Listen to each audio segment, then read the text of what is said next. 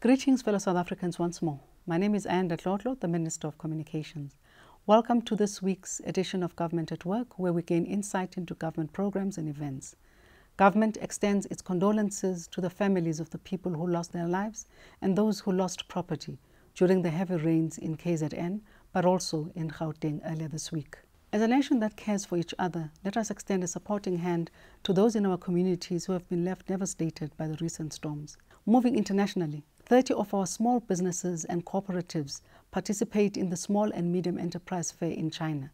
The fair opens local small businesses to trading opportunities in the global market and helps them network and learn from each other.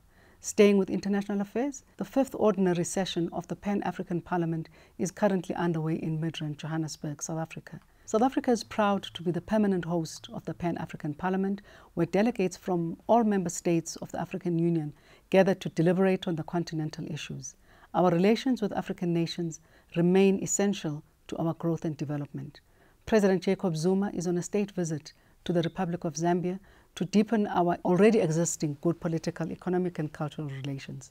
Our ties with Zambia are fortified by the strong historical ties that date back from the years of the liberation struggle.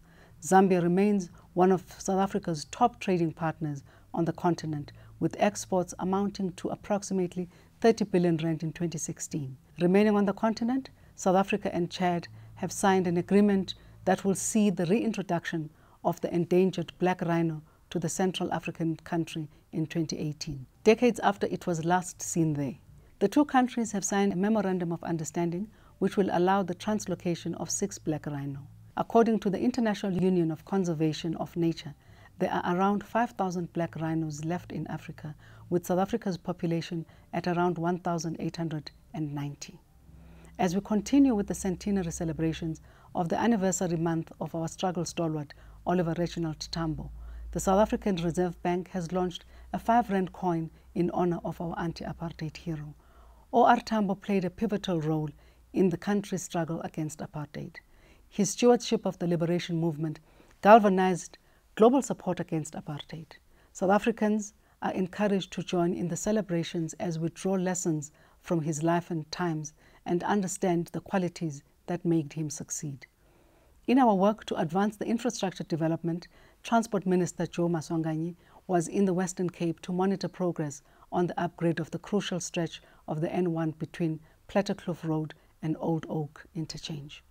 The 487 million rand project is expected to improve traffic flow and reduce congestion on one of Cape Town's busiest roads.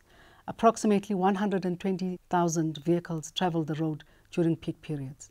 The project is opening up job and skills development opportunities to communities in that area. As I conclude, our schools across the country reopened earlier in the week for the final quarter of the schooling year.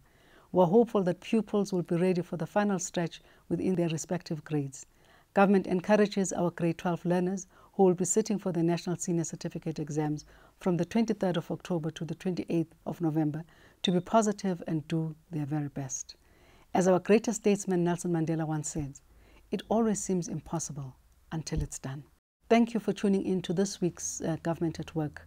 Together, we can move South Africa forward.